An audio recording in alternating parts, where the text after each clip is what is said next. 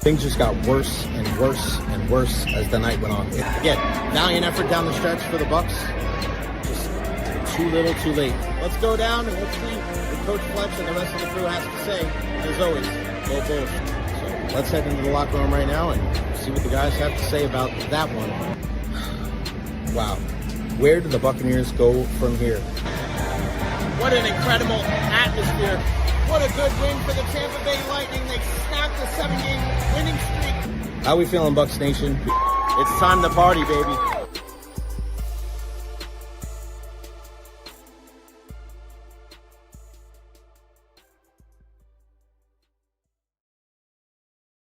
What is going on, everybody? Welcome to the Recher podcast. What a show we have for you today, September 4th, 2025.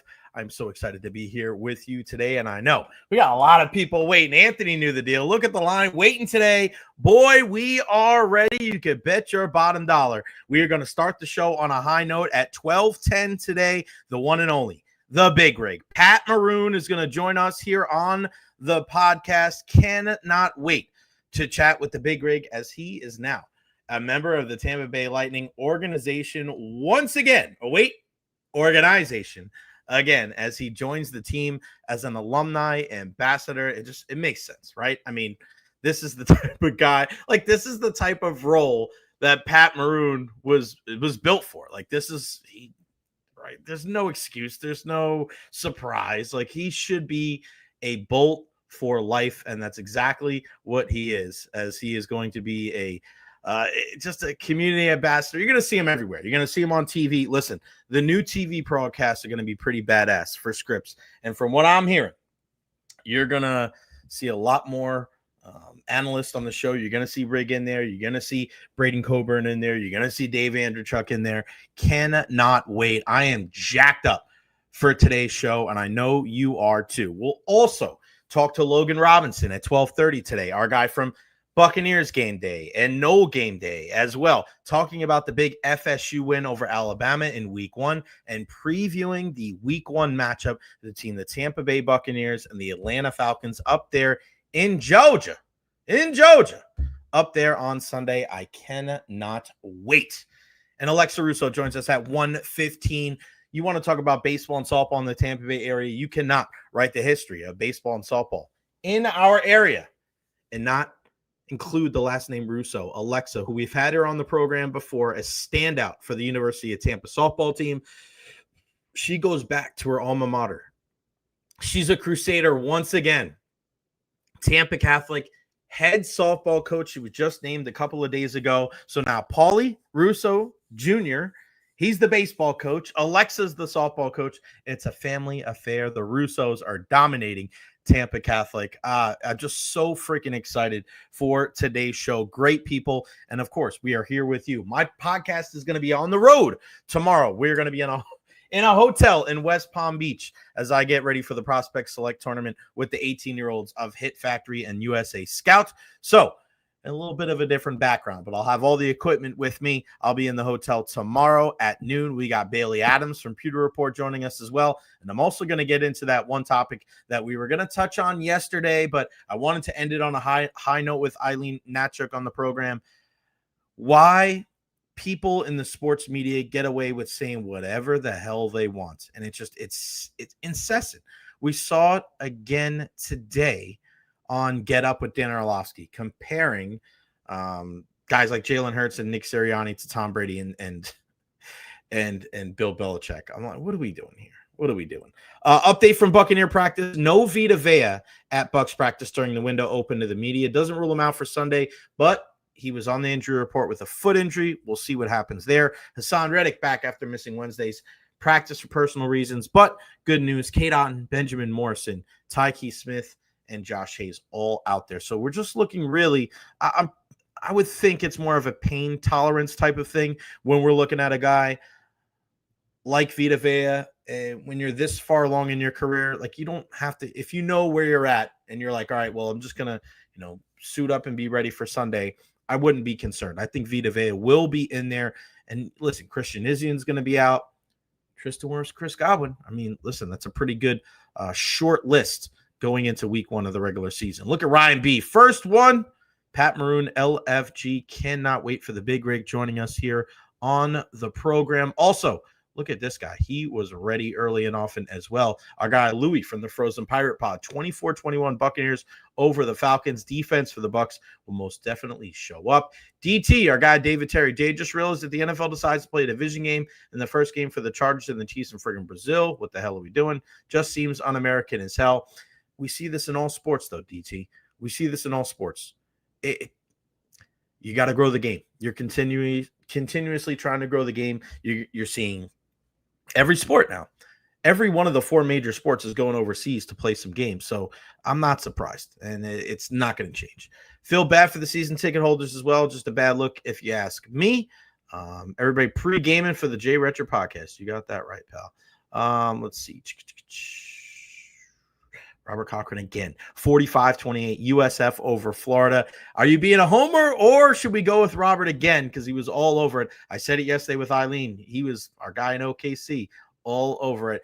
Of course, we want to show love to our main sponsor here on the program, Honest Hammer Custom Builders, LLC, 813-244-0956. Scan that QR code. Tell them that you heard it right here on the Jay Recher podcast. Get you a discount. I showed you the pictures and the video from when I went to the job site last Thursday at Jay Recher on all social media platforms. You can check it out there.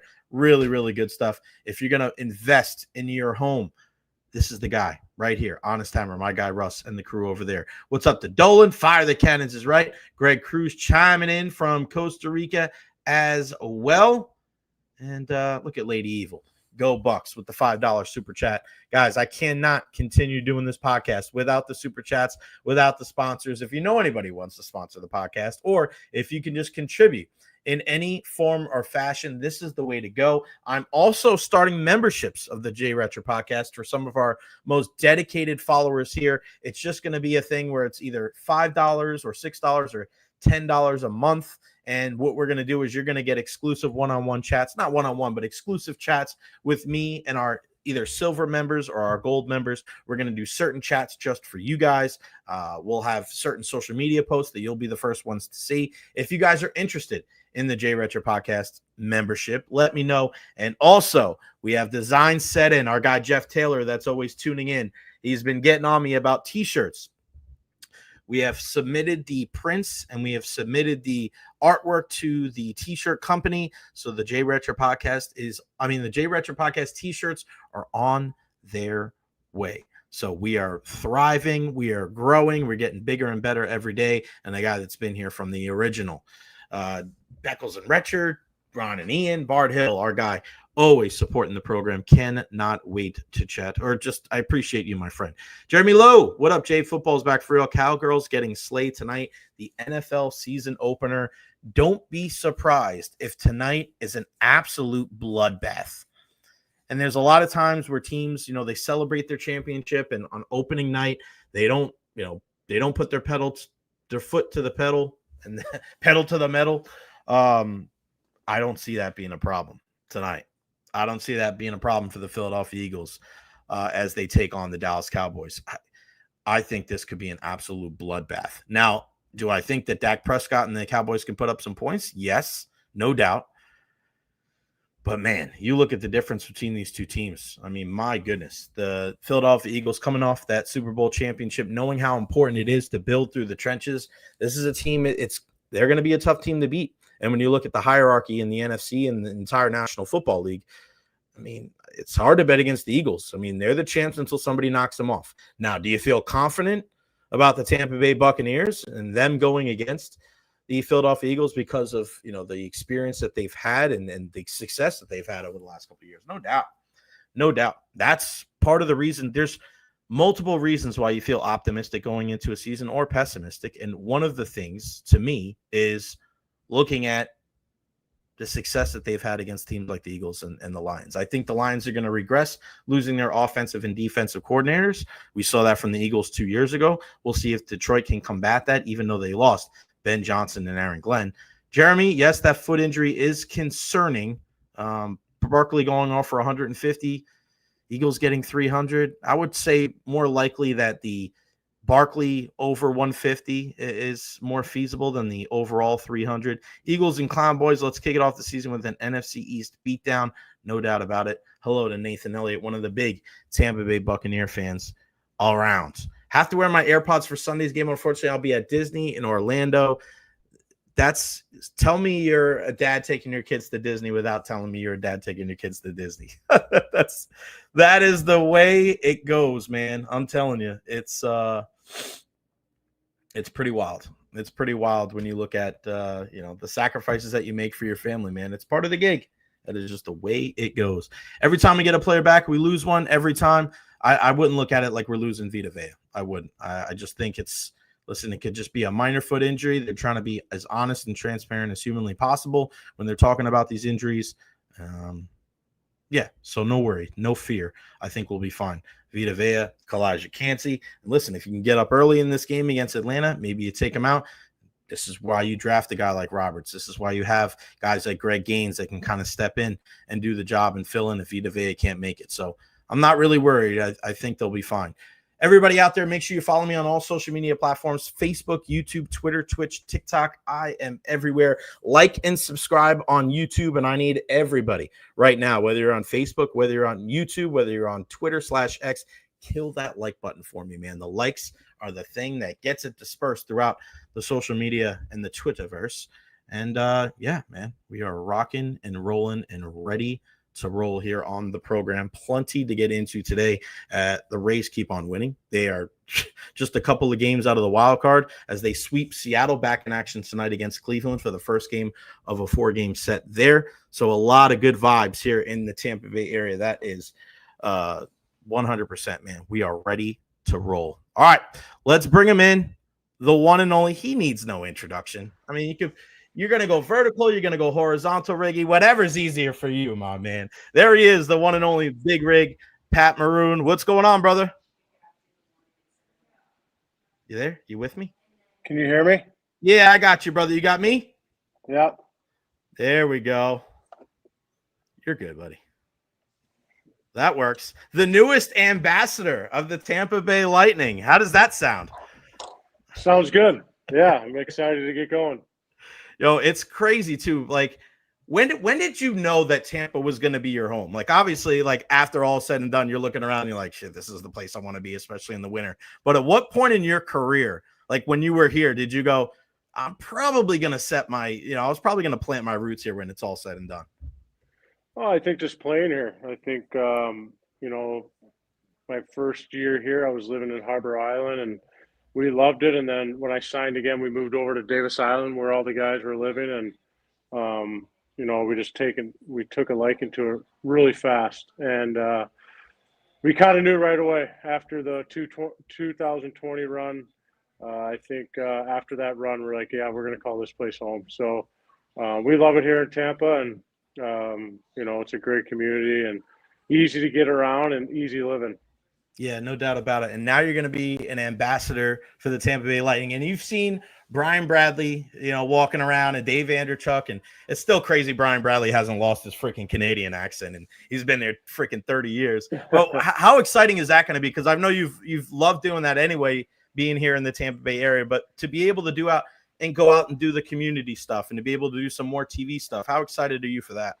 Yeah, I'm excited. It keeps me busy, keeps me involved in the game too a little bit. So I'm doing a little TV broadcasting. So, it's going to get me involved in the game, being around the locker room, being around the coaches and the guys again. And just to be able to talk hockey and, give my thoughts on the game and to watch it, and really looking forward to that. And like I've told, the last few days, being a part of the Tampa Bay Lightning organization has been great. Jeff Vinik has done an amazing job of what he brings to the community, and I think it's a trickle-down effect for not only his employees, for Vinik Sports Group, and not only the players that want to go out there and help and kind of see what he does. And now it's, as players, we can only give time as much as we can during the season to give back. But, this is my time to now get into the community, get back and, doing some visits and, going to boys hockey, girls hockey, hospital visits. So it's going to be fun for me to, get back out in the community and and help out as much as I can. Rick, Nick Paul told me a couple months ago, he goes, Jay, it didn't take long. He goes, I wasn't even out of Ottawa yet, and I felt like I was part of the team, because I think at the time, like, Stammer's wife reached out to his then girlfriend, and like, what is it about the group? And we know about the organization as a whole, but what is it about the group of players that when a guy comes in there, it doesn't take long for him to be able to mesh into the entire group? Well, I think the biggest part is no one, you're a top player or you're a fourth line player. No one really cares in that locker room. Everyone has one goal. It's one goal to win and build a bond and build a championship, locker room. And that's the beauty of it. And it's not only that, it's the wives in the room getting along. It's the guys in the room getting along, everyone hanging out, everyone living close by together. And, we just wanted to make it family. And that's what we did. We wanted everyone to feel special when they walked in that locker room. We wanted to make sure you're a part of this group and you're going to be a part of it for a long time, And I think that's what we wanted to do. We wanted to build the right culture for not only us, but our families, our wives, and everyone that surrounded us. So we want to make sure everyone felt welcome. And, that's one of the reasons why we're staying too. And that's why probably most of the guys that have been playing here, past, present, have kind of migrated back to Tampa area, because it's one big community. It's one big family. And that's why, we love it so much. And that's why everyone in that locker room loves it so much, because everyone's one big family that really care about each other, not just a hockey player, but the human being. I want to ask you about John Cooper. When he's not making fun of me for the crazy colored shoes I'm wearing, he's actually doing a pretty damn good job of coaching the freaking hockey team. What is it about him, Pat? Because you've been around him for so long. You've known him for so long, even prior to your Lightning days. Like, what is it about Coop? Because I think it goes deeper than the X's and O's. It's about like how he talks to you guys. He treats you like men. Like, being a guy that's in that locker room and listening to him. What is it like? What's the secret sauce to the success of John Cooper? Well, I think you just said it. I mean, he treats everyone like men, and his communication skills are probably the best I've ever seen in coaching. The way he communicates with the guys, the way he presents himself, the way he is, the confidence that he brings in the locker room, that kind of, it's contagious. You get back to the players. That contagiousness rubs off from the players. And I mean, his coaching style is a unique coaching style, but he's really good X's and O's. But I think the way he communicates in between games, the way he kind of changes things on the fly, and kind of one thing about Coop that I really love is he lets the players have the room when he wants to, when the players need to have the room, and kind of his voice is there, but he's like, you guys have the room, it's your moment, I'll come back, and I think that's a unique way to coach too. It's just like, we'll have our space, you have your space, and then we'll connect the next day. You know what I mean? I think that's another reason why he's such a good coach too. But I think his swagger, his confidence, and his communication skill is really good. I think it's important to be in any aspect of life to be successful, is being able to read the room. Yeah. Pulse. It's like nobody wants some awkward person kind of hanging around. And you listen. Sometimes the best thing you do is just shut your mouth and listen, even when you're in a position of power like that. And he's obviously also Mr. TNT. You had a foray there on Mr. TNT yourself. What was that like? First off, being next to Biz, who's just been crapping on the Lightning for the last decade, and also just being there with Liam and the guys. Like, you fit right in, man. It just seemed like you were made for it. What was that, national TV exposure like that? Yeah, they really made me feel welcome. It was really great. It was really fun to be a part of it. It was fun to see what they do behind the scenes, and how they break down plays and what they're going to talk about with the producer in between periods. So really fun stuff. And Biz is a natural at it. I learned a lot from him. I think my biggest takeaway from being on TNT is, yeah, we can talk about hockey. You're good at talking hockey and breaking down plays. But I think the biggest thing is just being yourself, being funny. I was a little nervous, obviously, first time being on national TV like that. And so I was kind of not myself. I was trying to talk hockey, but I think the biggest thing I've taken away from listening to Anson, Liam, Hank, just have fun with it. Say what's on your mind, joke around, be you, and you'll be successful at it. So I think that was the biggest thing I kind of took away from it. Yeah, we can talk hockey. Everyone's good at that, but you can also be funny and say what you're thinking, what's on your mind. I'm going to go out of left field on this one because I played roller hockey on Long Island for about 8.5 years. So I played all the way from Center Riches all the way out into Western Nassau before we got into the city. What are your favorite memories? Because I saw you just playing a couple months ago. What's your favorite memory of playing roller hockey growing up? And what do you remember about playing on the island if you did it all? Yeah, I did. I mean, just playing with your best friends. I mean, Mm-hmm. I think I grew up playing roller hockey. My best friend owned a roller hockey rink. Now my uncle kind of owns it now. And, just going to the rink every day with your buddies during the summer, your parents drop us off. We're there from 9 a.m. to 3 p.m.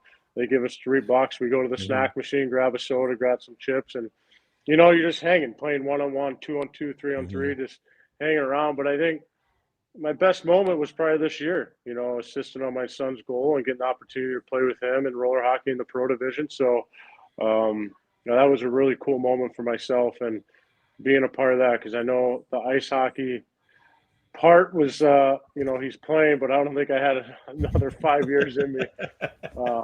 But yeah, it was good. I grew up playing roller. I love roller. And, I think that was my best moment this summer, assisting on my son's goal.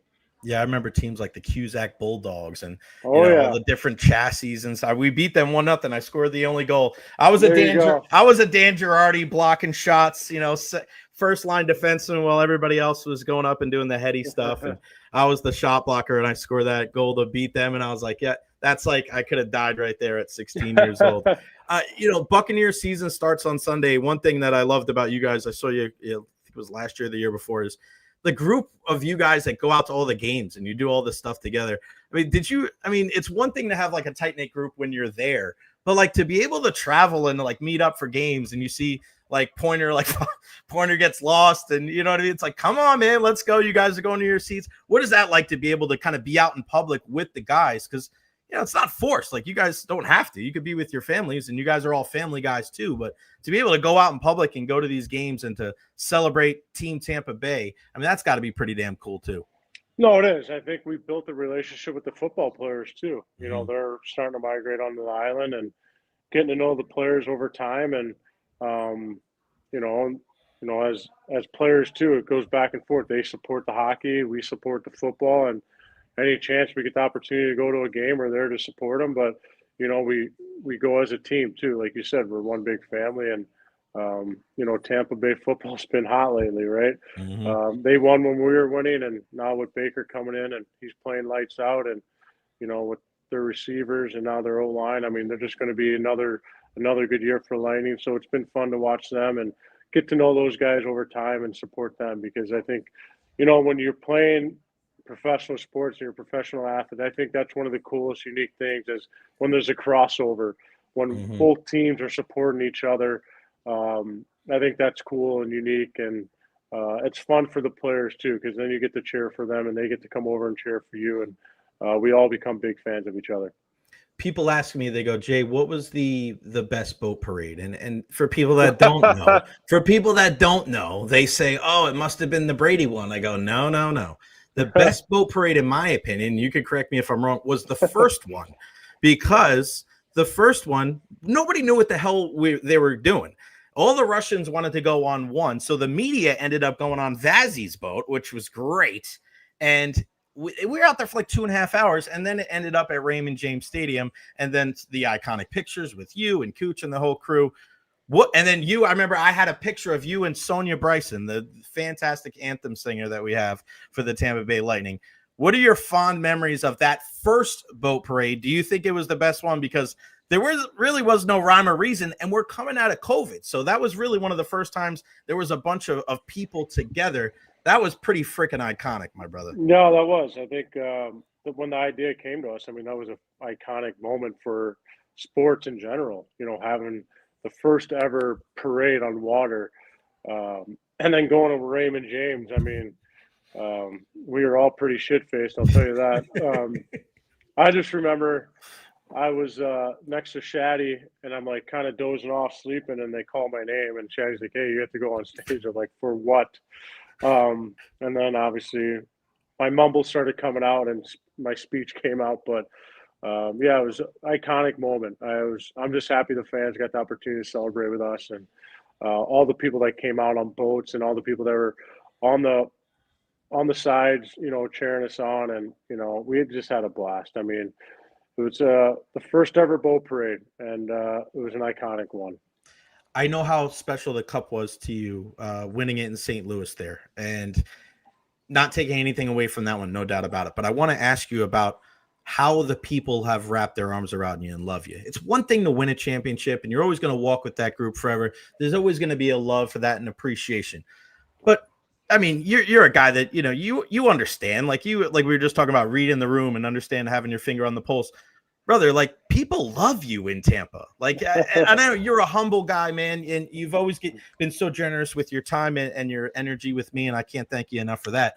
But what is that like, Pat? Like, to know that, like, people, I told people today you're coming on, they're like, shit, man, we haven't watched all week. We're tuning in today to see Pat Maroon on the program. What is that like to be able to go to a place that you're not from here, but you're here now, to have them just completely wrap their arms around you and take you in as one of their own? Yeah, it's really special. It means a lot to me, and obviously my family.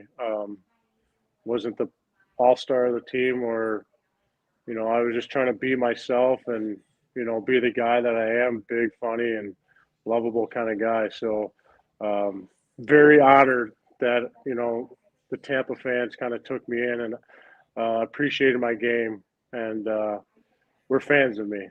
Means a lot. I mean, obviously they can go to the Cooches and the Points and the Heddies and the Stamkoses and obviously the All Stars, but they really brought me in and really made me and my family feel special, and that's why one of the reasons too. The fans and the community is what kind of brought us back here, and I'm very honored, to say the least. It was a fun ride. We made it fun too. We made everyone during those runs and those cup runs, we wanted to make sure the fans were a huge part of it, because all the sacrifices and they were there for the losses and there for the ups and downs and there for the wins. And I think the biggest thing for us is making sure the fans are a huge part of it, because they are. They're the ones cheering us on and caring for us and being there every game and watching every game from home. And I think that's the biggest thing about our locker room too, is making them feel very welcome and very like you're a big part of this too. And that's one reason why, Tampa organization's great. And I'm sure people appreciate you, crazy ass, trying to freaking fight Chara that many times. You didn't back down for that big son of a gun anytime. All right, last one out of me before I let you go, and thanks again for the time. I want to ask you about Cooch, because I know you've been very public in putting him up there with the elites. And I was up there, the lone Tampa media member up in Toronto a couple of years ago for the All-Star game, and I'm talking to different people, and they're like, yeah, McKinnon's got it in the bag. It's his turn to win MVP. And then I went to ask Nate himself, and he goes, he's the one guy that I tune in to watch. Barzell, I love watching Kucherov. Dude, I mean, the guy's just he's on another level. And I know, I saw him, he was working out with your son as well. I mean, we know how great he is, what he does during the regular season, but just tell us about some of the behind the scenes work and the preparation that he does, in the offseason that really makes him go from a great player to really, one of the top 5 players in the game. Well, I think people forget he's a really good human being too. Like, he's a better person. I know the media puts him as this, kind of tough love kind of guy, doesn't want to talk to you guys or gives one word answers. But he cares for the players. He cares for the human and wants everyone around him to get better. And, I'll tell you a quick story about Cooch. I just texted him this summer. I was like, hey, Anthony, be living with me this summer. Is there any way, I know you get on the ice really early, is there any way Anthony can train with you? He goes, absolutely not. Like, he said absolutely yes. Sorry. No. He said, I was about to say, that's pretty good sarcasm from Cooch. No, he said absolutely yes, without hesitation. And Anthony got to train with him all summer, and he talked to Anthony. Anthony learned from him. And the dedication that Cooch puts into his craft is like I've never seen before. The little things that he does, he puts himself in game situations that he's going to have during the game, when he's going to have the puck on the wall or, on the half wall, how he picks it up, or the power play spot, or, end zone stuff. And I think that's what he does is, I mean, it's unbelievable. And I think he's top 3 player in the league. if not even better, the way he sees the game, his knowledge of the game, and his to kind of like he glides on the ice and his speed and his effortlessness, and I just think it's so unique. And but I think the time and effort he puts into his game, that's why he's at the elite level with everyone else. And it takes time, it takes patience, and he's always doing that, right? He's putting the time, he's being patient with himself, and I can't thank him enough for taking the time with Anthony this summer for 3 months to work with him and got him better and got him smarter. And Anthony got to watch how hard he works and the time and effort he puts in every single day into his craft, into his dedication to the game. So, and he's an even better person. Like, he cares for the human being. He wants everyone around him to get better. He cares about the person. I think people forget how good of a human being he really is. I know people see him in the media, but that's sometimes you don't want to talk to the media. We all know that, Jay. But but yeah, he's an unbelievable guy. Yeah, he is, man. All right, the one and only Pat Maroon, Lightning ambassador, Lightning legend, one of the most beloved players in the history of Tampa Bay sports. That's no bullshit, my brother. I'm telling you, I've been here for over a decade, and I'm one of the few guys that covers all the sports. And yeah, there are not many people that are more loved than you, buddy. So, well, thank you. I appreciate that. You're the man. Thank you so much. Congratulations on your new role, and I'll see you around the rink soon, man. Thank you so much for your time today. Thank you, Jay. See you, man. All right, pal. One and only Pat Maroon. He's the man. Unbelievable. He's the best. All right. We're flipping the script, man. We're going hockey. We're going baseball. We're going football. We're doing a little bit of everything today. And listen, you got to follow a guy like Pat Maroon, Logan Robinson, my guy, Bucs GameDay, no GameDay, a little bit of everything. I mean, he's the leadoff hitter today. You're batting in the tool hole, my brother. Man, I don't know how to get on here and try to bring any kind of juice like he did, but try to do my best, at least with FSU getting that win. That was absolutely shocking. I'll let them take the cake for me on that front. But unbelievable, you having me, man. Yeah, buddy. It's always a good time. Always great to chat with you. And I was like, oh, man. As soon as I saw them win, I was like, oh man, I can't wait to get Logan on next week. I try to make sure that I space everything. What happens to me is I try to make sure that I don't have guests more than within 30 days. I try to spread them out. And I think I've done a pretty good job for almost doing it for a year. So when big things happen, I'm like, oh man, I don't. And I look back and I was fist pumping. I'm like, yeah, it's been a little while. Get Logan on. We're talking Bucs. We're talking Noles. So I'm very happy about that too. And again, thank you so much for your time. Let's start there. We'll get to the Bucs in a second. Yeah. I said this last year, not a lot. I said this on Friday. Let's go there. I said to a lot of people, I said, Alabama's not as good as you think they are. And Florida State is better than you think they are. And I thought the whole DJ Uiagalelei thing last year it crippled the Noles. And there was nothing that Norvell and the crew. I mean, you paid the guy all that money, so I mean, you got to give him a shot. Yeah. You got to give him a semi-extended look, and it kind of screwed their season up. I'm not a Nole. I'm not a Gator. I'm not a Hurricane. I'm not one of those guys. I just feel like he's just a couple years removed from undefeated season. And I know who they had on the team defensively. I know about Jordan Travis and the good players they had on offense too. But he doesn't get any credit for that. That's kind of weird to me. I'm like, dude, he played some semblance of a role when it came to their undefeated season. So for them to go in there, I wasn't surprised they were competitive. I think I was a little bit more surprised that they were able to punch Alabama in the mouth the way that they did. And there's even videos now of Alabama players getting beat by Florida State. And I don't know if anybody going into the season classified the Noles as a physical football team. What were some of the big takeaways that you got from that game, the big week one win from Florida State? I think my biggest concern was what you're just talking about. The physicality part. Was Florida State going to bring it? Because we know Alabama, they play with that phicality. They played with that under Nick Saban, but you would think that would still translate over to a really successful coach with Kalen DeBoer. And, they had their ups and downs, and it's Alabama. So, not reaching and going and making a run in the college football playoff is a bad year for them. Right. But now, what the performance that Florida State put on in the trenches, I think is what stood out to me the most. Moving people around, they reshaped their entire offensive line. And some of those guys like Micah Pettis, the right tackle, Gunnar Hansen, your left tackle, both from the SECJ. And, Herb Hand, which is Florida State's new offensive lines coach, came with Gus Malzahn from UCF. You know, it was either you're going to move people or you're not going to play. And I think that was the standard set since they arrived. And certainly when spring began, you know, what's really unique though, is that this offensive line for Florida State didn't really weren't fully healthy in the spring. So they weren't able to be all out there as a 5 and fully go through camp in the spring. But in the fall, that was their first time for all of them fully healthy to go through the process and start building that chemistry, getting the communication down.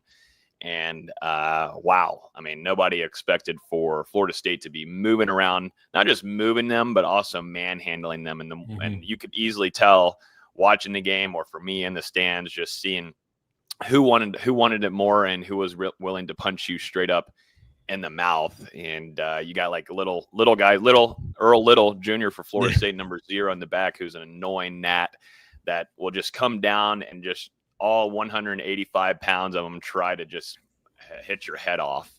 And that's something that Florida State, you know, they kind of set that tone early. And that's what, to me, was the biggest surprise for us on Saturday. Yeah, it's kind of crazy, right? They didn't beat him; they manhandled him. You're right. Yeah. Like it's just So what do they do? Tell me about Norvell. Your thoughts on Mike after, you know, not just that game, but what you've seen so far. You know, is he the next Bear Bryant? I obviously wouldn't go that far, but I feel like in sports, man, the coaches, they just get so much heat when things go wrong, when they're not the guys out there throwing the football. And listen, I'm not saying that coaches are all perfect and they don't all need to, you know, try to find ways to get better and accentuate your players' strengths, put them in a position to succeed. But I feel like Norvell, after that season last year, it's like everybody forgot what happened the season before. What's your take on him? Well, you know, it's funny as Kalen DeBoer and Mike Norvell has reported that Alabama was after both of them, and Mike Norvell turned down that offer. Who knows what else could be going on? It's negotiations and contracts, but Kalen DeBoer ends up taking that gig.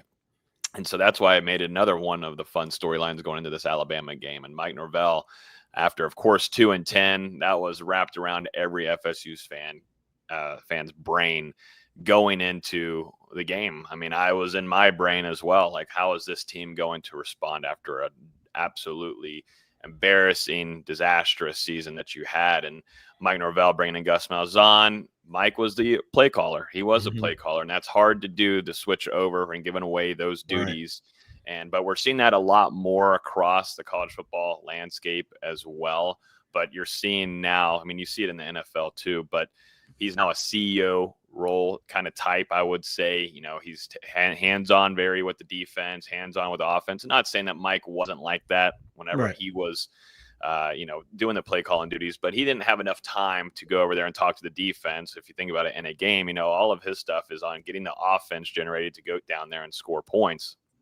And that certainly wasn't the case last year. It was one of the worst offenses I've ever seen in football. You, Jay, and I could have probably played offensive line, at least the tackle position for Florida State, with how god awful it was. Right. But the fact that, you know, now Mike can go be hands-on with a lot of things. I mean, now, you know, it's a tragic event just happened day after Florida State got that win with one of their freshman linebackers going through a tragic event.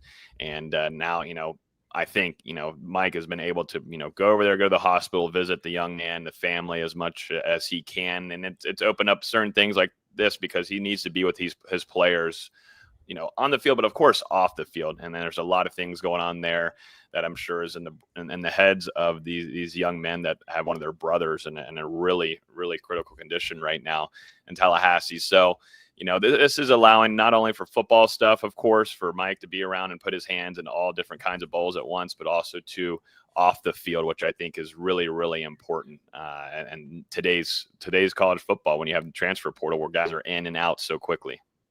Yeah, you got to build that relationship and that rapport so fast because you just don't know how often that guy's going to be there. Now, I mean, after what happened in week 1, and I've said this for many years, college football, if they're in the 25, I feel like all is right with the world. You sprinkle Notre Dame, you get Ohio State, Michigan, Alabama, Auburn. Like those teams, to me, if they're in the top 25, 26, 30 teams, like that's when college football is at its best.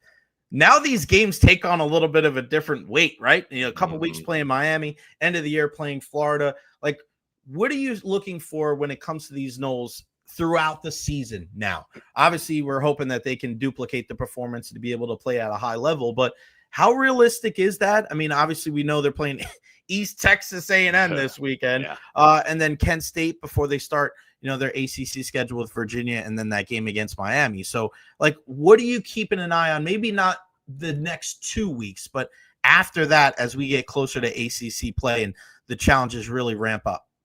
Yeah, that's what I think. Really, Saturday is going to be really intriguing to me. I know it's just East Texas A&M, but that's the key here. Are they going to play with that same kind of tenacity and physicality? Mike Norvell has already called out the team, saying they should have scored more points against Alabama, and there's an urgency for improvement. That's exactly what Mike said a couple days ago, and I like that. We didn't see that last year from Mike. He's always been very vocal on things, but I think he's now set the bar very high because of the performance his team put together. And now you're going to face a smaller, lesser opponent in your own stadium. Are you going to be up and ready to go? It's a noon game. It's going to be hot. It's not going to be of that same kind of magnitude and atmosphere that you had with Bama. But do you want to be out there? Do you want to get some playing time? Do you want to actually play and actually play better than you did against Bama and more physicality? That's going to be a true teller of really if this team wants it, because that was just one game and everybody can put all their eggs in that basket and they can go all out for that. But do you really want to showcase and actually build that mentality to, reach a college football playoff, go to at least the Charlotte and get that ACC championship? But I think the game that I have circled right now, outside of going and visiting and facing Virginia on the road on a Friday night, Florida State is going to have Miami, who had I thought, a really good performance against Notre Dame at home. That team plays with physicality. They've got some playmakers. They've got an offensive line, and seemed like they got a quarterback there with Carson Beck. The Miami Hurricanes come here in Week 5 in Tallahassee, and to me, they're going to face Florida before that game happens. I am really intrigued to see if there's going to be an undefeated matchup between both teams going into that. You'd have College Game Day there, and it would just be old school Florida State versus Miami smash mouth. I mean, that's what ESPN wants, obviously. Massive ratings there, but that's the game I've got circled, Jay. Yeah, but don't put it past the good old USF Bulls, baby. They got to play. Miami's got to play. It's such a crazy ass schedule for USF. Is like you beat Boise State, great. Now go to Gainesville and then go to play Miami. It's going to be – you never know. Like, those are the kind of games where even if it's not one of those things where USF ends up winning, if they play them tough, you know how that sometimes it wears on you, and that you could be a little bit of a wounded duck going into conference play. All right, let's flip the script. Let's talk some Buccaneer football. The big news when the injury report first came out is that Vita Vea not at practice again today with that foot injury. How concerned are you that big number 50 won't be in there Week 1 against the Falcons? That was came out of nowhere on us. Yeah. Like, we were like, whoa, okay.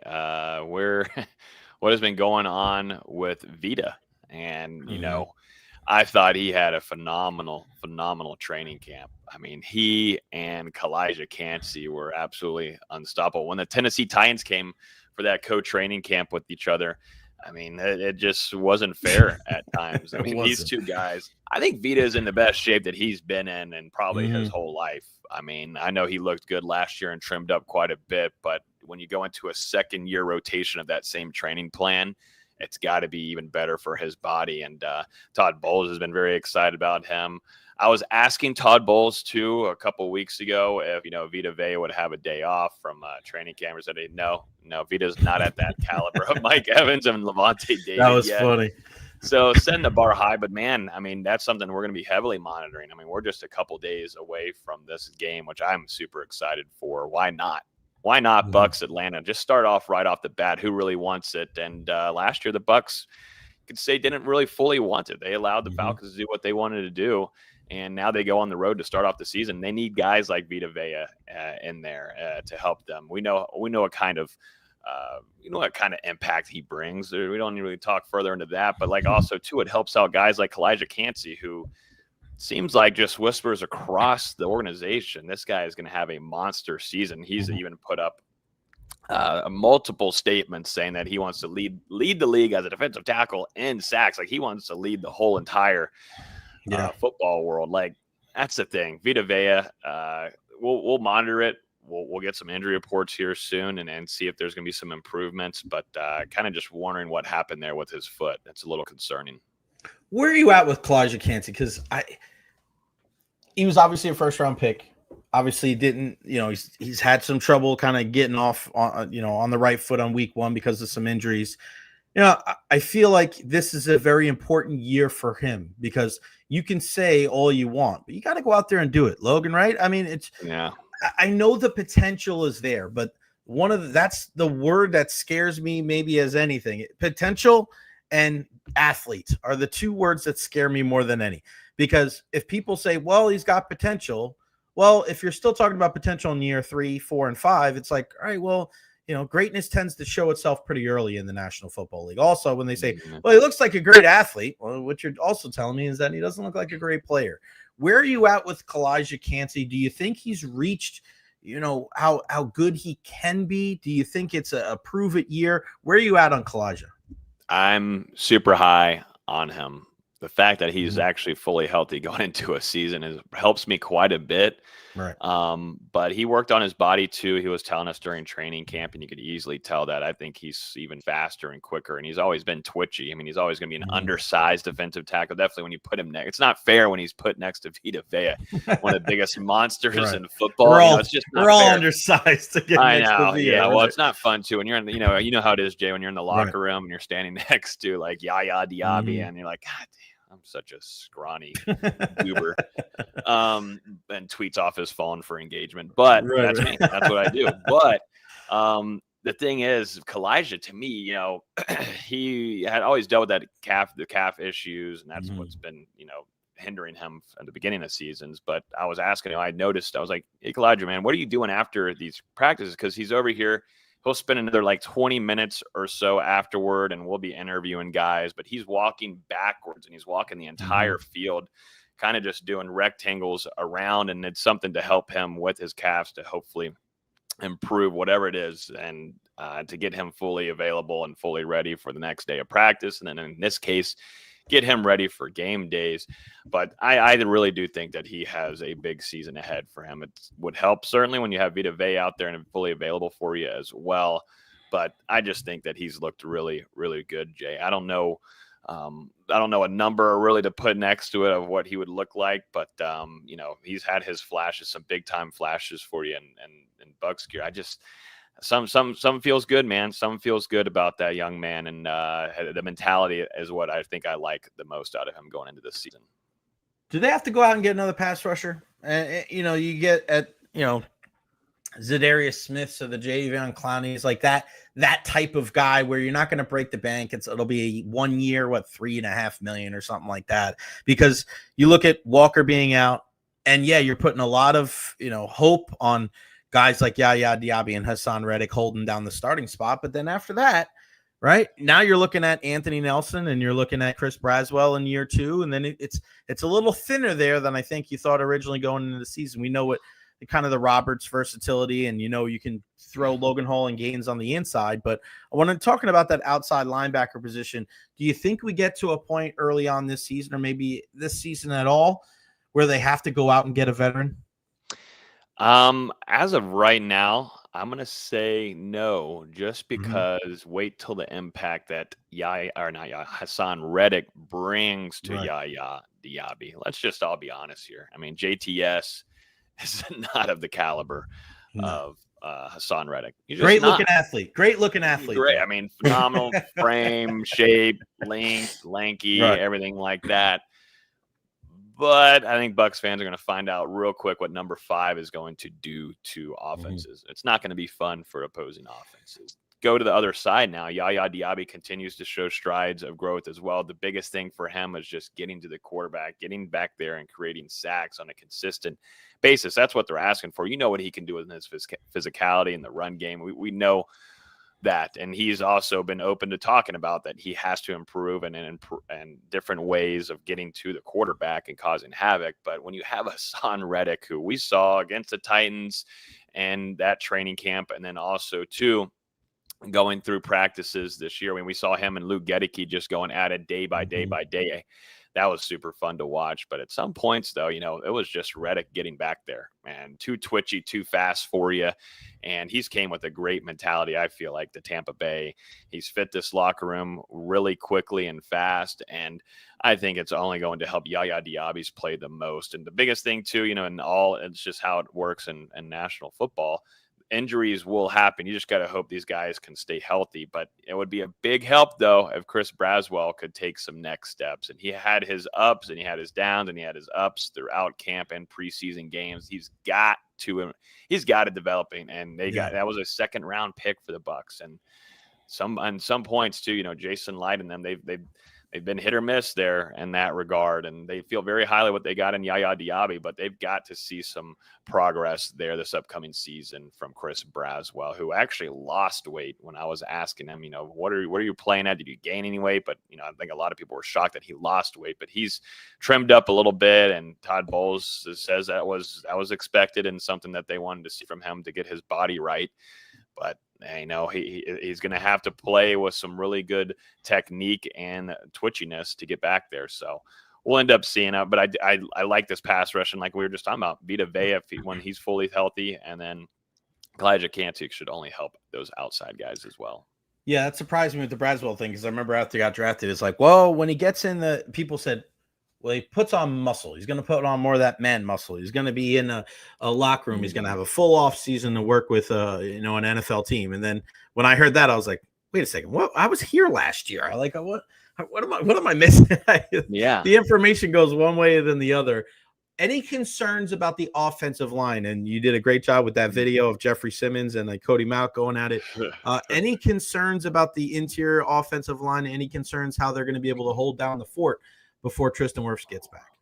I had some worries kind of early on in camp once they went against the Titans, where I could actually see them facing a different color and different opponent. I felt better a little bit. Than it's more of the interior than anything. And it's crazy to say, because Heck is going to be off to that left side protecting Baker for, we'll see how long that takes till Tristan Wirfs comes back. But to me, I think a lot of people across the National Football League, he's starting to get some recognition now, but Cody Mauch making progress, big steps, not just small steps, big steps year by year.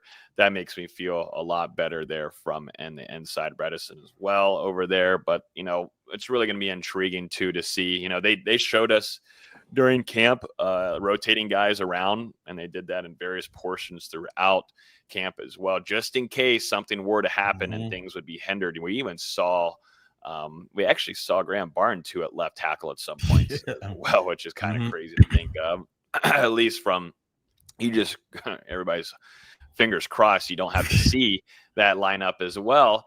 But I was a little bit concerned. I'm interested to see what it looks like in a real true game. But there was some times where I'm like, "Ooh, Lordy!" But like I said earlier, I think Bucs fans are going to be stoked about this defensive line. It was not an easy camp for Graham Barton and the rest of his crew whatsoever. And heck, he literally had some serious pass rush that he had to deal with on a daily basis. That should only help him improve as well. And you just need him for a few weeks, man, because I know Tristan Wirfs is grinding his ass off to get back out there on the field. Before I let you go, I want to ask you about Josh Gazard. And we kind of just assume that when you go from one offensive coordinator to the next one, that it's just going to you just pick up where you left off, or it's going to get better. That's what we've seen from Byron to Dave, and Dave to Liam, and now Liam to Josh. What are you watching here in week one going up against this Falcons defense to try to what's going to be that ultimate signal of, wow, this is offense can carry their success over from 2024 here to 2025? I don't know why, but what stands out to me the most is how they're going to utilize Bucky Irving. And we saw little signs of that through camp and in the preseason game as well that he played in, where they're using him a lot as a receiver. They're going to always, it's just how it's going to go in offenses. You're going to roll your running back out, and you throw him the slot. You can even throw him to the outside, and okay, maybe he'll get a catch here, but they believe heavily in Bucky Irving's hands. And I think that is something that, they believe in heavily from what he can bring to the table. But like, you also have Rachaad White back there, who is a back that can give you a lot of production as well, and is really good with his hands as well. Probably the best on the team. But when you have Bucky Irving to match in there with it, your passing game attack and what you can do offensively and motion and certain things really gets irritating for defenses. And that's something I'm keeping a close eye on. And two, you're going into the season, you don't have Jalen McMillan. Of course, we're still waiting on Chris Godwin and his availability.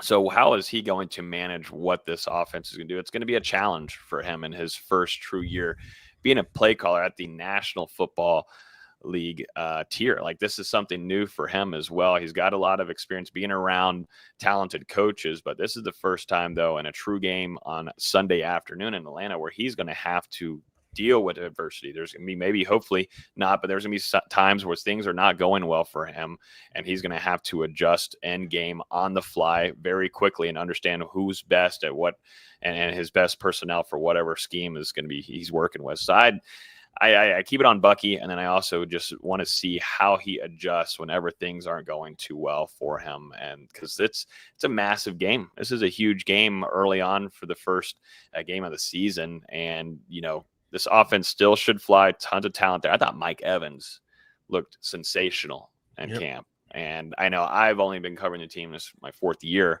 but just talking with other people, talking with Stroud, you talk with Greg Allman as well, who do a fantastic job too. They also very impressed coming away from training camp with him and healthy as well. Which is always huge, and always keeping an eye on the hamstring. But that's the thing. This offense still should be able to put up a lot of points. Just interested to see, this defense that Todd Bowles brings. I'm excited for that as well. Yeah, it's pretty crazy that I multiple times in training camp I'd come back here and I'd just go, number 13 was the best player on the field again. Yeah. And I've been doing this for 11, 12 years now. And it's just, it's not, he's just good because he's good for his age, or he's a great player on a bad team. Like, he's a great player among great players, which is freaking nuts that he's still performing at such a high level. You're always performing at a high level, my friend. Logan Robinson, Logan's Twitty, No Game Day, Bucs Game Day, UFC Knockout, Mavericks SI, Commanders SI, Wings Game Day, Here the Spear host. What the hell else? Do you sleep? Do you sleep? Not this great, not as great during this time of year. I was talking about with my roommate. I'm like, these are just the times where it's just go. It's just got to have a lot of energy drinks. But it's football. I love what I do, and I know you do too as well. So we're just lucky to be having this job to do it. You got that right, man. Logan, I always appreciate your time. Enjoy the games this weekend. We'll talk to you again soon, buddy. Thanks, Jay. Peace. You see you, buddy. Good stuff. Logan Robinson, all over it again. One of the rising stars when it comes to media, not just here in the Tampa Bay area or abroad. That guy knows his stuff. Speaking of people that know their stuff, let's talk about our friends over at The Honest Hammer. Did you miss the video? I was playing the video yesterday of when I went to go see them. Incredible, man. Incredible to be able to see what Russ and the folks over there do. Like the custom house, their first ever custom house. It was so sick. Downstairs, a freaking room for soccer. And I know Benny's going to be like, I play soccer in my house too. No, Benny, this is a real big ass soccer room. Go check it out at Recher. Insane. And the right people, just the way that he talks to the workers there, the utmost respect, the right people doing the job. I cannot say enough good things about my guy, Russ, and Honest Hammer Custom Builders, 813-244-0956. Go to the website, thehonesthammer.com. They're licensed and insured as a Florida general contractor, CGC 153-1166. You want to build a custom home? You want it just your way with your specifications? They can do that. A lot of people have been asking about bathroom and kitchen remodels, and they don't know where to go because they don't want to spend bad money after bad money. This is the place. The Honest Hammer. Commercial construction, new construction, interior and structural renovations. They've got you covered. The Honest Hammer, 813-244-0956, CGC 153-116. TheHonestHammer at gmail.com. TheHonestHammer.com. He's a Tampa Bay area sports fan just like you.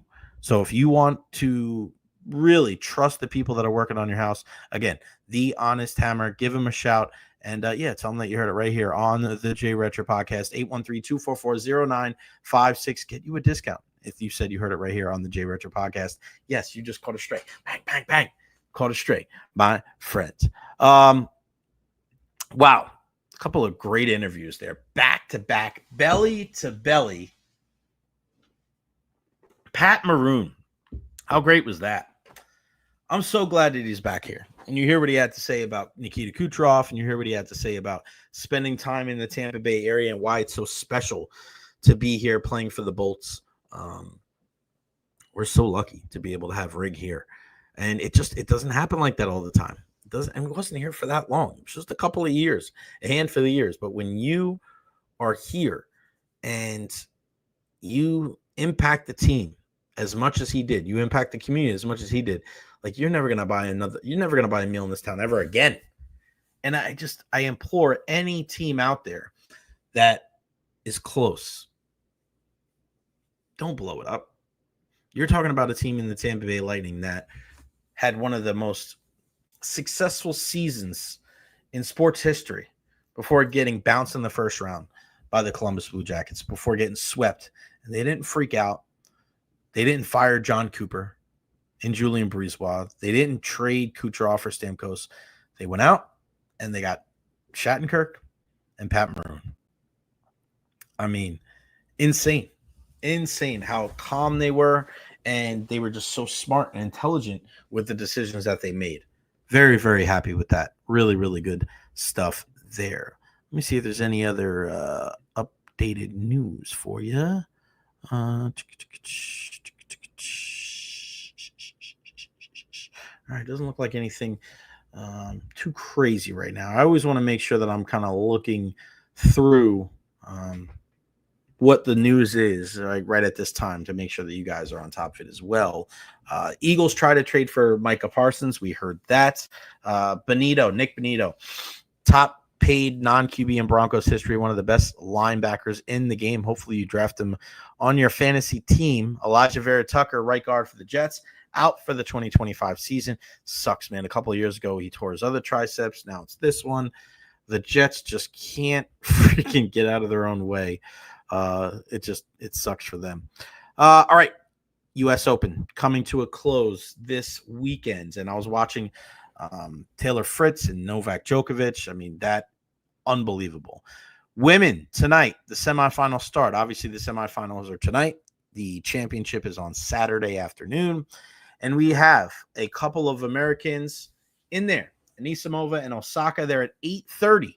Naomi Osaka, a lot of people think she's American, but she actually represents Japan on the grand stage. So Osaka and Anisimova tonight at 8:30. That's the second match. The first match is a really, really fantastic affair between Arina Sabalenka and Jessica Pegula.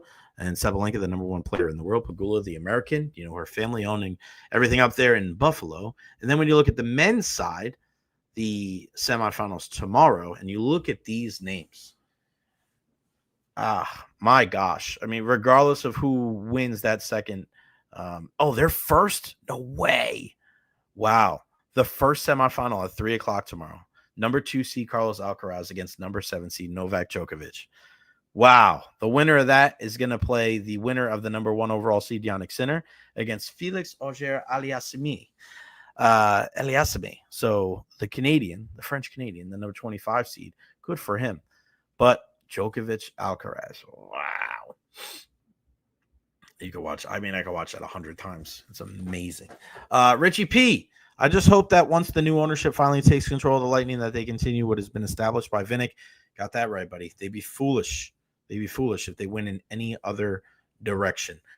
Speaking of going in a different direction, what about our Tampa Bay Rays? What the hell has happened there? They have just gone on an absolute tear. They're on a heater right now. They're still 10.5 games out of first place in the American League East. I think that ship has sailed. But they're 1 game over 500 again. They've won 6 in a row. They're 8-2 in their last 10. And we were looking at playoff expectancy and their odds for the playoffs.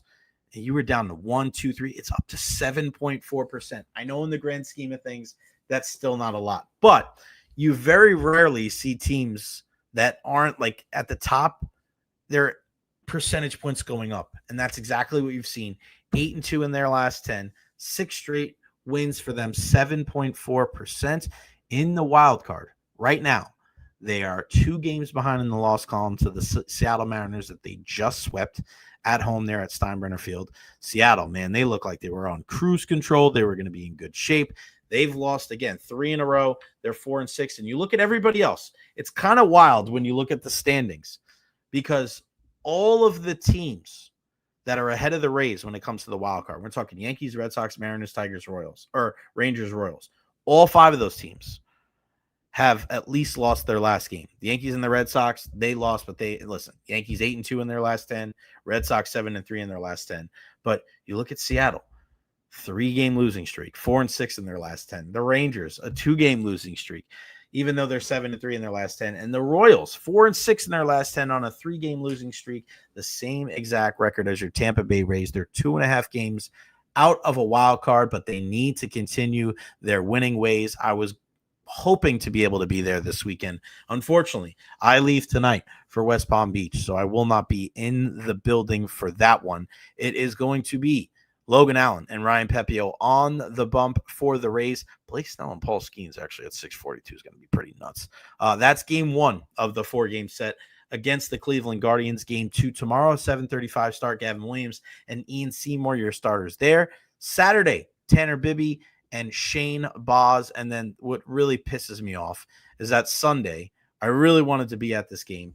Parker Messick returns home to the Tampa Bay area, and he's going to start for the Tampa Bay Rays against Drew Rasmussen, a 12-10 first pitch in that one. And you look at just the game last night, they're winning games in different forms or fashion. They're winning games where they got to put up a lot of runs. They're winning games where it's a 1-game or a 1-run deficit.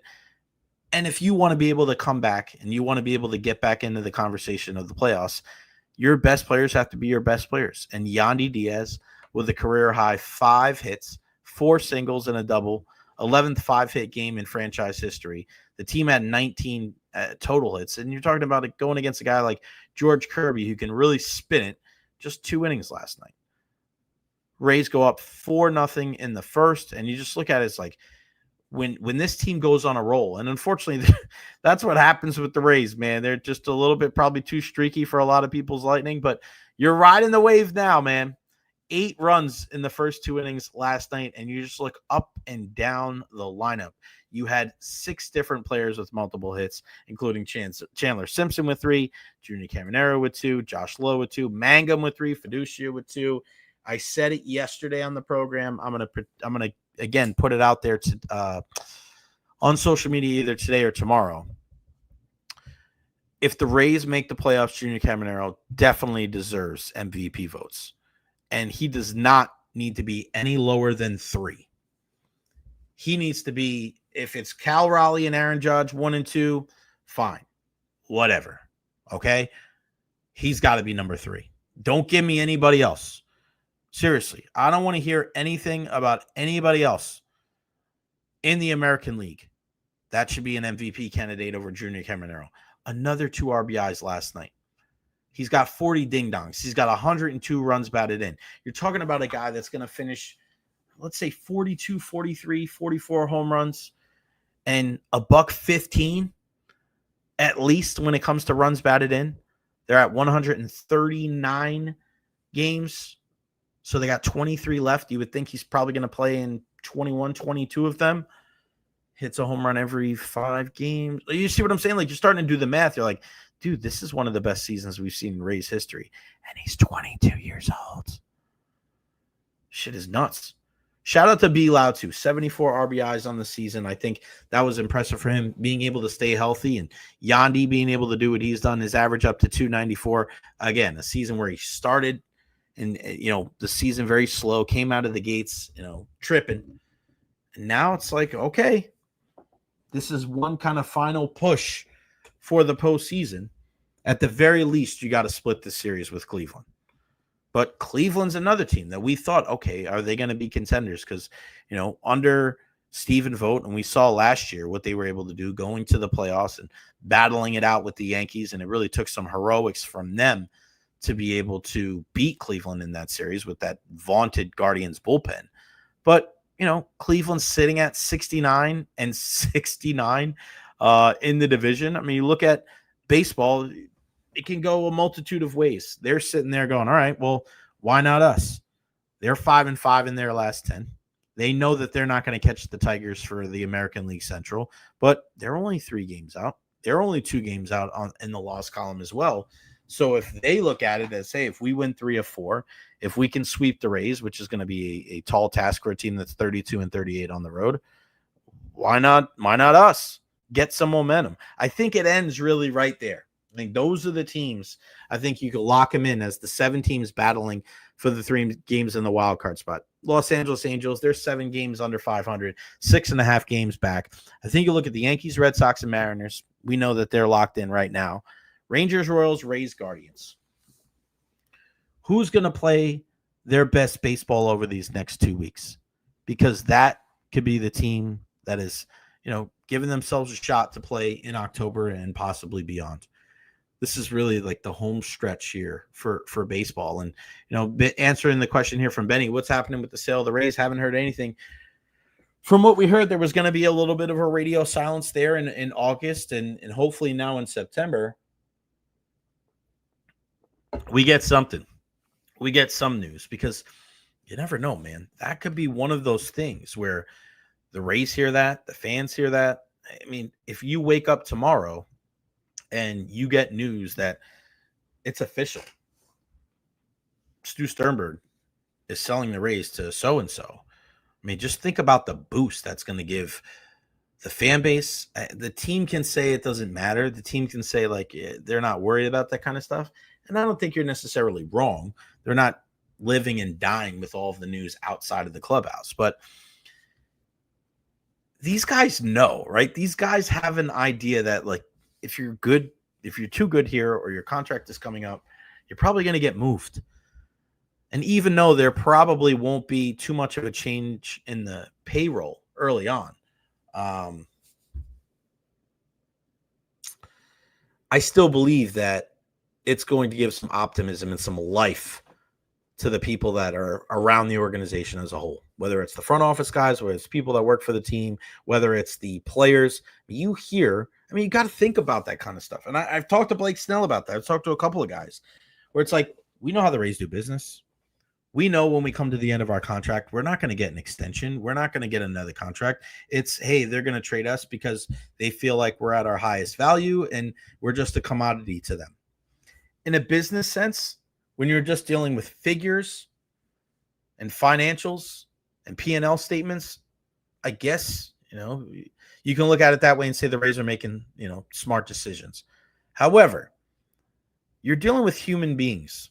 And as much as you want to talk about commodities and as much as you want to talk about, selling high on certain players, man, there's something to a fan base when a guy sticks it out. And yeah, okay, you may not have a guy.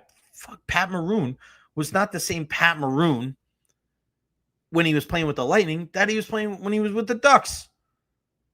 Right? His skills deteriorated. He wasn't as fast, but what was he able to bring to the table? The intangibles, the leadership, the stuff that you can't quantify with a freaking number. That it's just, it drives me nuts when people talk about that in sports. And I get that a lot now coaching baseball again. When people that don't know the difference between a damn screwball and a screwdriver who's sitting in offense and tell me what their BABIP is or launch angle or some shit like that, and they're trying to tell me about baseball, I'm not buying that. Hell no. Because you know what? I may not know what BABIP is or WRC plus or any of that other shit that people think you can quantify a baseball player. But you know what I can do? I can stand there and coach third base and look at a player in the box, and I can tell if a guy's confident or not, or I can tell if a kid's got a freaking heartbeat that's beating out of his chest, and you got to call timeout and calm him down. I know what it's like when you walk out to a mound and a pitcher looks like he just got, he's seeing stars, or he's got whiplash from giving up too many big-time hits. I know what it's like to be able to go out to the mound and be like, hey, you see that pretty girl behind home plate? Or you ask the kid, hey, what are you having for dinner tonight? What'd you have for breakfast today? You can't quantify that stuff with numbers. You can't. Baseball and softball, we're going to talk with our good friend Alexa Russo here in a minute. It's field, never thrown a baseball, never thrown a softball, never picked up a bat. They don't know what you yell to a pitcher when the runner takes off from first to second. When people don't know how to answer those type of things. They don't know what a double cut is, right? They don't know what a rise ball looks like or a drop ball looks like. It's tough to have conversations with people like that. Because if you're giving me numbers, well, this person on a Friday night was 7 for 10 when it's 75 degrees or cooler, that's not baseball and softball to me. That's not real life. What is real life is that the Russo family is taking over Tampa Catholic, and we are joined by the new head coach of the softball team over there at TC, a Crusader that graduated in 2019. She had an incredible career at the University of Tampa that ended in a ride all the way to the World Series last year. She is the one, the only Alexa Russo. What's up, fam? How are you? I'm good. How are you? I'm great. Are you rocking the green today? You are ready to roll. I mean, I first off, personally, I am extremely, extremely proud of you. Not just of what you did during your playing days, but getting this opportunity and also how you carry yourself as a young adult. And it couldn't happen to a better person. You know how much I love you and your entire family. Just take us through that message. Take us through that call, that text that you got when this opportunity became available to go back to your alma mater to coach TC softball. I always said if there was one place I wanted to coach, it would be Tampa Catholic. And I had some of the best years of my life there, and it prepared me for the next stage, which was playing college softball at UT. And I want to do that for those girls. My coach, Jackie Hirschfeld, that was there when I was at Tampa Catholic. She was an alumni too. So she knew what it was, the importance of being a Crusader and the pride that we take in it. So I want to do the same for those girls. But, this is the only place I would want to coach at the high school level. And I couldn't be more happy to be a part of the program and leading the program this year. So how special is it? How special is it to you knowing that if you just look over your shoulder and you see your brother running practices for baseball? Obviously, you've been there last couple of years, seeing him do his thing. I mean, how special is that to you and the entire Russo family to know that you and Paulie are going to be leading the way? So for the last few years, I've got to see, everything that he's gone through and him bringing back the program and, taking it to the level that what TC baseball and TC sports are all about. It's been awesome. He's, helped me with a lot so far. It's been less than a week, or it'll be a week tomorrow. So he's helped me with more than I could ever ask for. And having him there to see like what he's been through and, the way he coaches each kid, that comes differently. And I've got to learn a lot from him. And to have him, the softball field's right on the river. He's right in front of us. To have him there and my dad and my two cousins there, it means a lot to have, it brings back the family aspect that Tampa Catholic preaches. So just to have him there means more than the world to me. Yeah, it's so cool to be able to hear that story. I don't know how many times we've seen something like this in the country, of being able to see a brother and a sister leading the baseball and softball program. So I heard that some of the coaches might migrate. Dad was telling me yesterday, like, Paulie might be devoid of a coaching staff. They're going to go over and help you on the softball field. Yeah, I mean, I would love for them to be there, but I think I got a pretty good staff. But, they said they were the first ones to congratulate me and, anything I need over there, that they were going to help as much as they can. So I'm sure they're going to have some time on both sides of the field. Yeah, no doubt about it. And so, of course, shout out to the entire Russo family, your lovely mother and Tal. So what is Tal doing now? So is Talia going to go and she going to be the principal at TC? Like I always call Tal the boss. Paul and Melissa done such a great job of raising you 3 kids. And so what's Tal doing now? Like she's got to like take over TC or something, right? I know any role she wants to have, she's got it for sure. I trust her with everything, and I know she'll handle it. Anything I need, she's there, so she'll handle it. But I'm sure, even at my game, she's the loudest one in the stand. So I'm hoping she'll be the same at the softball games at TC. The boss lady, that's for sure. So what's kind of the first thing? So once you get the job, everything's locked in. What's your first focus now? Because obviously, we're not focused on necessarily softball yet because the season doesn't start until the spring, but we know how much work goes into during the summer and the fall. So what was the first thing in your mind? Like, I got to do this to get my program started in the right direction. So the first thing I wanted to do was meet with the parents and the student athletes and kind of, introduce myself. We actually had our first parent meeting last night, introduce myself, introduce some of the coaching staff, and, say that I'm so excited to be here and know that they know that my intentions are great and that, they're in good hands leaving their children with us, and they won't only become better athletes, but better Catholics, better women, and we'll set them up for the next stage of their life. I love that. And as you're giving me that answer, I was just thinking, I always asked you, and the last time you were on when it was you and Cole, I asked, all right, who's got the best swing? Who's the best hitter in the Russo family? Now the question is, who's the best coach in the Russo family? Because I know your dad's probably raising his hand right now watching this. Wait till Uncle Champ starts. If he's watching right now, he's like, it's me. Look at all the trophies upstairs at Wellswood. I mean, this is the next, right? The evolution of the $1 million question for the Russo family now. I know. I'm sure it'll be a hot topic of conversation at dinner. I do know that Paul and my uncle, they haven't won a state championship yet. Them. I'll be super excited. I don't know. I don't know how well it's going to play out, but that's always the goal. And if I can, I'm going to tell the girls, when we have tryouts next week, if I can do that, then I'll be happy. I can hang that over their heads forever. There you go, Uncle Pat. There's no question who is the GOAT. Exactly. And Champ right now, Uncle Pat is definitely on the horn right now, seeing which high school job is opening, so he can get a state championship before you and Paulie for sure. I know. I'm sure he'll be at both of our games. Everyone that he can make. No doubt. I mean, the Russo line back and forth to be able to watch baseball and softball. I mean, what is it now that have you had time in the last week to just kind of sit down and think about the journey? I mean, I remember first time I saw you were playing baseball on the Mustang, or not on the Pinto field at Wellswood. That was the first time I saw you playing second base, better than all the boys out there.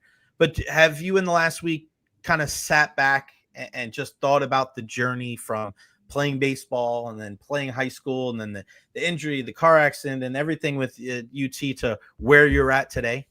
I mean, I've definitely thought about it the last 3 months since the day I stopped playing. I knew that playing days are over, but I'll still reminisce for sure. But this is just the next stage in my life. I couldn't have been happier with my time at UT with the coaches and the teammates and the friends that I've made for life that are now family. I wouldn't have wanted, obviously I would want to end it with a national championship, but to do something that the program's never done before.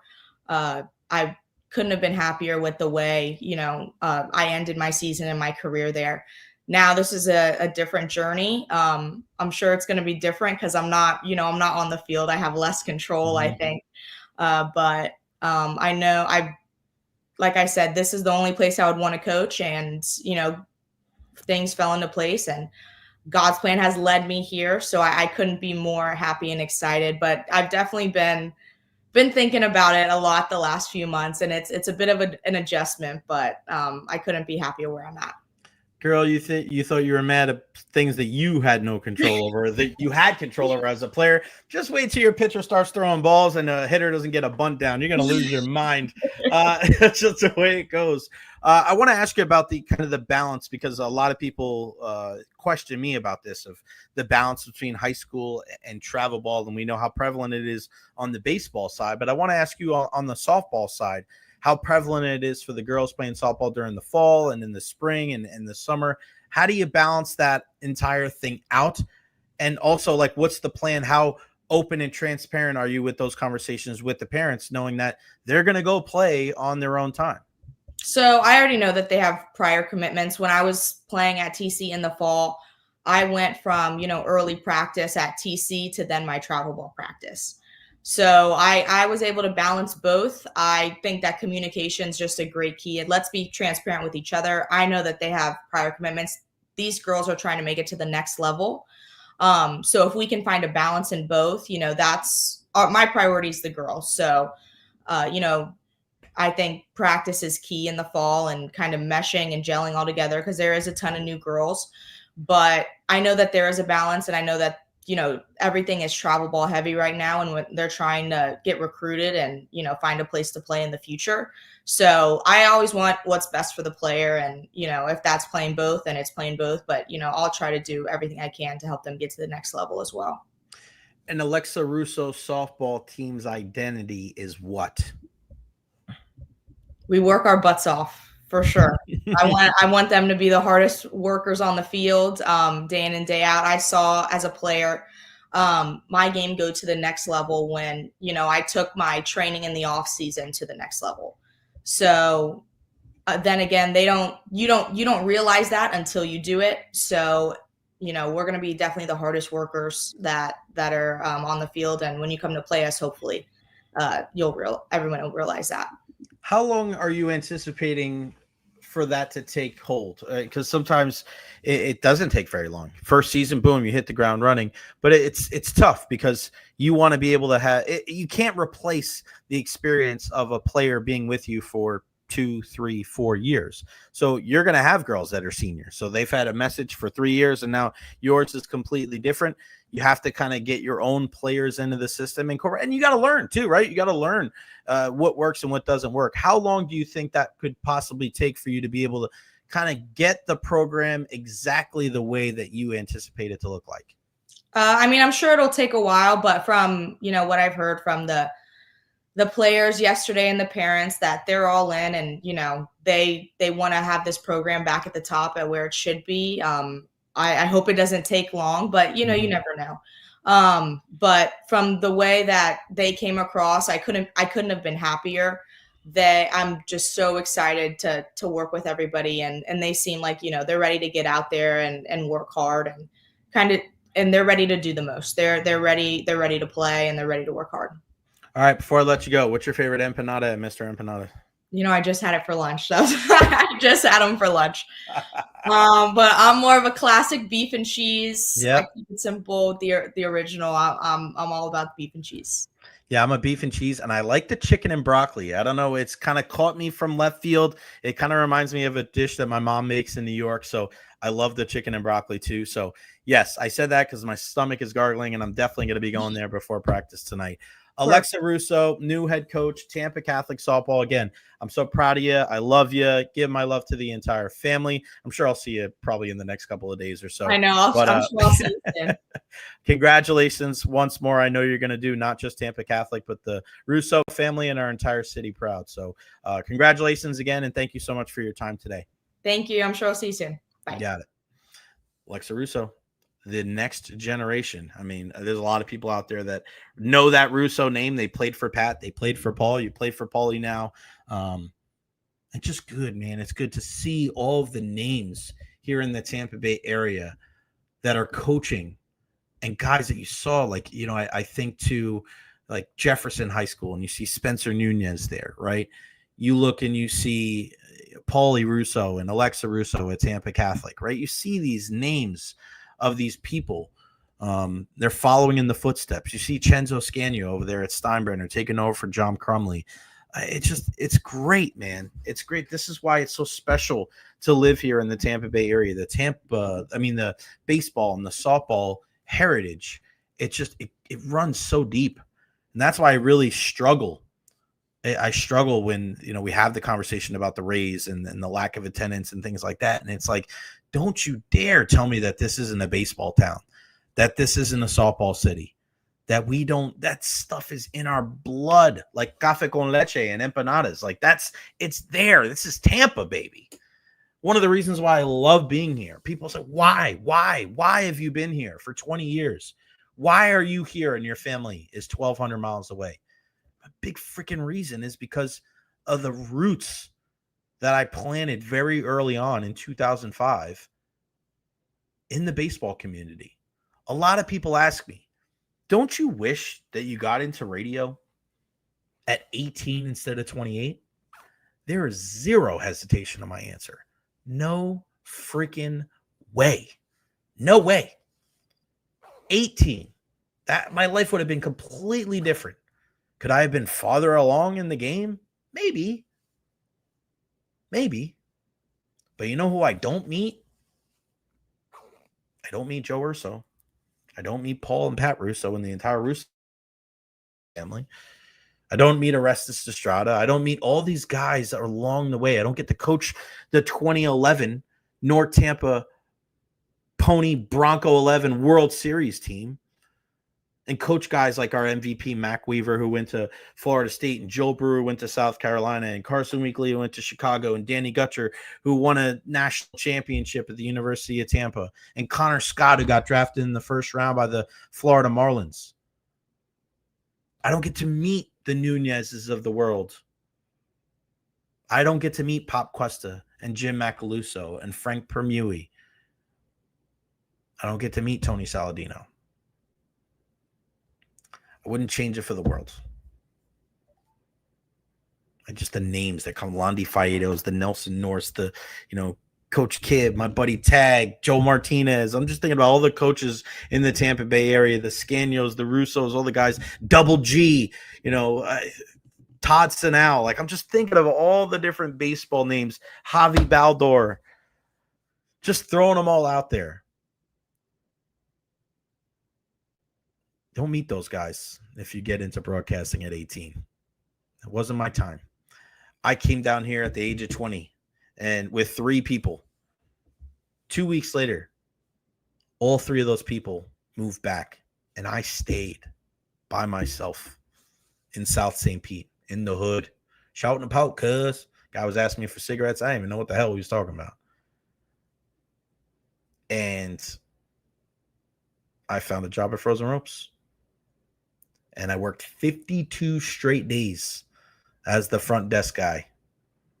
And 2 years later, I was the head baseball instructor, coaching in Cape Cod, having guys working underneath me that were former pro and D1 players. But I earned their respect because I grinded my ass off and I knew the game and I loved the game. And I'm open-minded to learn. Russell Beiswanger, RIP Frank Permuma, you got that right, buddy. So many great people, so many great names. This is a baseball town. This is a softball city. That'll never change. Bobby Diaz over there at Chamberlain. The Tampa Mustangs, the Clearwater Bombers, the Bullets organization. Right? You just think about all the people that have contributed to the fabric of our community, the baseball names here. Coaching against Tyler Danish and Lance McCullers and Kyle Tucker and seeing those guys come up through the ranks. And we see a guy like Parker Messick starting for Cleveland on Sunday, who I was there with him at Tropicana Field. I watched him win a state championship down there in Fort Myers. I went out to eat with Eric Beatty and our guy Jarrett Guthrie from 813 Preps. Hanging out with Eric Luxus over there at Sickles. Like, there's just so many great people here in the Tampa Bay area. And I love and appreciate all of the memories that we have shared. But I get that question every once in a while. Don't you wish that you didn't wait until you were 28 to get into radio? No hesitation. No, sir. Because as much as I love radio and I love this podcast and I love covering the teams in the Tampa Bay area, there's nothing like being on the baseball field. There's nothing like not sending a text to your team dad. We had a guy, and I'll tell you this story before we go. Alan Gutcher, our guy. Alan Gutcher he runs Beacon Bats. He does laser engraving here in the Tampa Bay area. The first dive master for the Florida Aquarium. one of my favorite people on the earth. Alan's one of those guys that can build anything. If the zombie apocalypse comes, we're picking up Alan Gutcher. We're going somewhere in the middle of Georgia, and Alan's going to build us a bunker in the ground somewhere. But Alan's son, Danny, who played at USF, and he was a national champion at UT, he was our team dad. So when I coached my team growing up, frozen ropes all the way up to when they were 13, 14 years old, from 7 to 14, I had a rule: no parents in the dugout. None. Stay away. This is, no daddy ball here. We're not going to coddle your kids. Let them play baseball. Every single time they swing and miss, they can't be like, and turn and watch mom. That's not good. That's not good. But there was one parent that was allowed in the dugout, and that was Alan Gutcher. You know why? Because Alan was the team dad. He wasn't in there to, talk to his son, Danny. Alan had a orange thing. It was called Alan's Portable Hospital. And it was one of those things that was like airtight, and he had everything in there. He had a pencil. He had a Band-Aid. He had tape. He had everything under the sun. So if your kid got hit or your kid slid and he was bleeding, Alan went in there and took care of him. If your kid needed or ran out of drink, Alan was able to go in and do that. And one day we were playing in Plant City at Martin Luther King, and we had a game at 9 o'clock in the morning. And, Saturday night, you tell all the parents, hey, our game's at 9. Tomorrow, this is the time you got to be there. Before I found out the schedule, I was talking to Alan on the phone for 20 minutes. Then I got the schedule, and I told all 11 families what time the game was. And I forgot to call Alan. And Alan is a pretty mild-mannered guy until you piss him off. He shows up to the field 20 minutes before the game. Now, mind you, Alan had the bucket of baseballs, so we had no baseballs. It was on MLK in, I think, Dover. And Alan pulls the truck up to the field, gets out of the truck, goes into the cab of the truck, picks out the bucket of baseballs, walks up to the fence, and chucks the bucket of balls over the fence. The bucket lands on the ground, and baseballs just disperse everywhere. Alan gets back in the truck and leaves and goes get coffee. I felt so terrible because he was the one person I didn't call and text about the game. But we can look back on it now and laugh because Alan was so pissed off because he was the dad that was always in. He had all the information. I told him I was going to call him back, and I totally forgot. And to this day, I can see Alan walking up to the field and just throwing the bucket of baseballs over, and it was in slow motion. And when it hit the ground, the baseballs just went everywhere. Oh my God. Alan Gutcher, I love you, buddy. I'm still so sorry about that. That happened. That was probably 15 freaking years ago. I love you, Gutch. I miss you. And you're the best team dad of all time. All right. That's going to wrap it up for me, guys. Lady Evil, I love you. Thank you so much. Appreciate you. And Russell, just sub. Good to see you. Thank you very, very much. What a show today. Alexa Russo, the new head coach of Tampa Catholic softball. How about our guy, Logan Robinson, Bucs Game Day, Noles Game Day, and 7 other places that he writes. And then the big rig, Pat Maroon. A big thank you to our guy, Brian Breesman, for the Tampa Bay Lightning for setting that up for us today. We are one day closer to USF in Florida. We are one day closer to the Buccaneers and Falcons game 1 of the 2025 NFL season. I cannot wait. Make sure you follow me on all social media platforms: Facebook, YouTube, Twitter, Twitch, TikTok, Instagram. Like and subscribe on YouTube as well. Get those super chats in there. Lady Evil in the house. You're the best. Thank you. Thank you very, very much. Tomorrow, we are taking this show on the road. We'll be live from the hotel room in West Palm. I got a game at 3:30 tomorrow, so it's going to be a nice little power hour tomorrow, about an hour 15, previewing that Bucs-Falcons opener. Our guy, Bailey Adams from Pewter Report, is going to join us. Hopefully we get some good news on Vita Vea and that foot injury. I love you all. I thank you so much. Make sure you support our friends, Honest Hammer Custom Builders, LLC, 813-244-0956. I love you all. I'll see you tomorrow at noon right here on the Jay Recher Podcast. I am gone. Peace out.